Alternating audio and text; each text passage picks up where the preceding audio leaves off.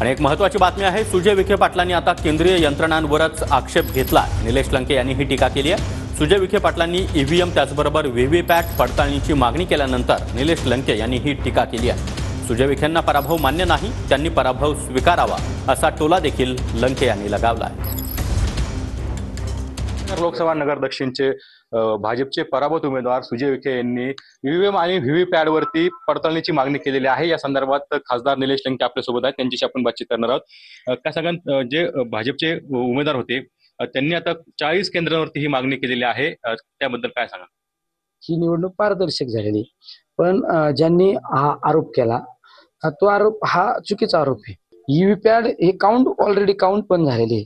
शेवट राजकारणात ज्याला दोन्ही गोष्ट पचवायची ताकद आहे त्याच माणसाने निवडणूक उतरलं पाहिजे। त्या दोन्ही गोष्टी म्हणजे कुठल्या?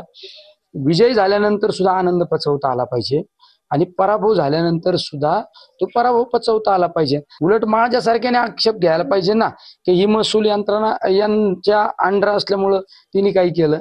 यापूर्वी देखील असं ऑब्जेक्शन घेण्यात आलं होतं, कोर्टात देखील मॅटर गेला होता। त्या कुटुंबाची ते खासियतच आहे ना। यावेळेस त्यांचे आजोबा लोकसभेच्या निवडणुकीला यशवंतराव गडाख साहेबांच्या विरोधात उभे राहिले, त्यावेळेस त्यांनी असंच व्हिडिओ चित्रीकरणाच्या आधारे टीएन सेशन त्यावेळेस आलं, निवडणूक आयोगाकडे तक्रार केली। आज पण मला काल परवा कोणीतरी सांगितलं आता आमच्या सभांचे चित्रीकरण मागवायची, म्हणजे तुम्ही पराभव मान्य करायचे शिका ना। कॅमेरा विक्रमणकर सह कुणाल जायकर, टीव्ही 9 मराठी, अहमदनगर।